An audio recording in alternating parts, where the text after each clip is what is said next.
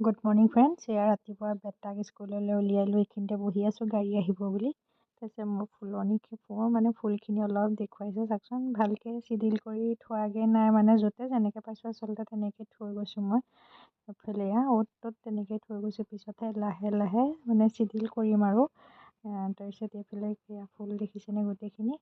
তাৰপিছত এইজোপা কি ফুল হয় বাৰু, কোনে ক'ব পাৰিব জনাবচোন দেই। তাৰপিছতে বেটা স্কুলৰ পৰা অহাৰ পিছতে মাৰ ঘৰলৈ আহিলোঁ। কথা এটা কি আৰু, মাৰ ঘৰলৈ মাতিলে বোলো, পিছদিনা আচলতে বেটাৰ পৰীক্ষাও নাছিলে, সেই বুলি ভাবি পেলাই বোলো নাই মাৰ ঘৰলৈ যাওঁ এপাক।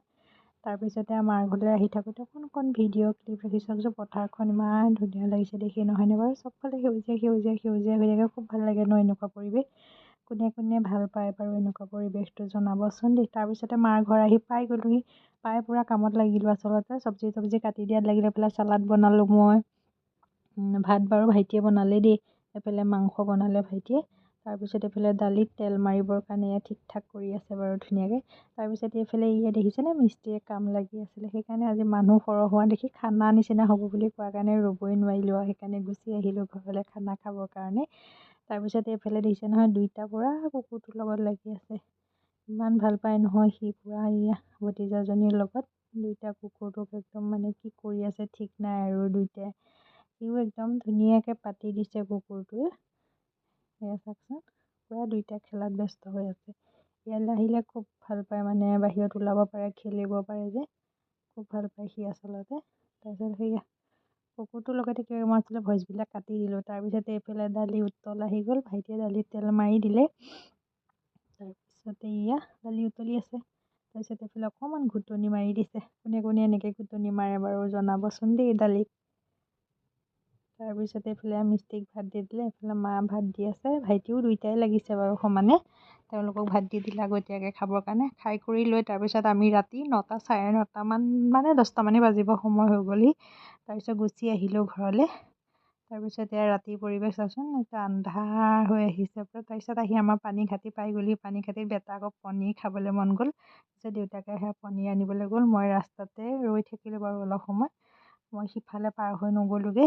তাৰপিছত ৰাতি এতিয়া 10টামান বাজিবৰ সময় হৈ গ'ল চাগে ঘৰ আহি পাই। ভিডিঅ' নকৰিলে, পিছদিনাখন ৰাতিপুৱা আকৌ মই যে কৈছিলোঁ বেটাৰ পনীৰ খাব মন গৈছিলে, সেইফালে দেউতাকে পনীৰ লৈ আহিছিলে।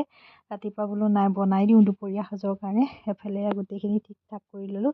পিঁয়াজ, বিলাহী, আদা, নহৰু, তাতে অকণমান কাজু দি দিছোঁ। এইখিনি মিক্সি গ্ৰাইণ্ডাৰত ধুনীয়াকৈ পিচি ল'ম এতিয়া। তাৰপিছতে কেৰাহীত তেল দি ধুনীয়াকৈ বহাই দিলোঁ, সেইখিনি দেখুৱাগৈ নাই আৰু।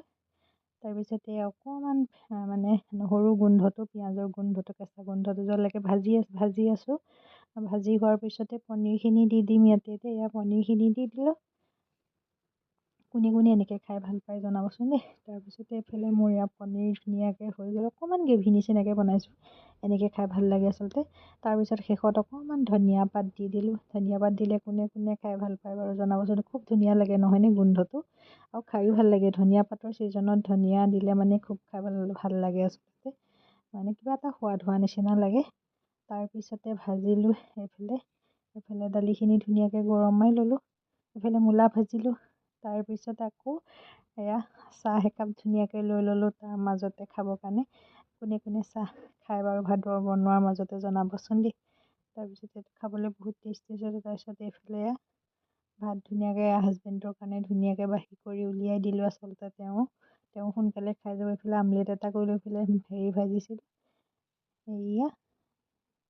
মূলা ভাজিলোঁ, ডিম এটা আমলেট কৰিলোঁ। সেইফালে ক'লা কচু ভাজিলোঁ। মোৰ ভিডিঅ'টো চাই কেনেকুৱা পালে জনাব। আজি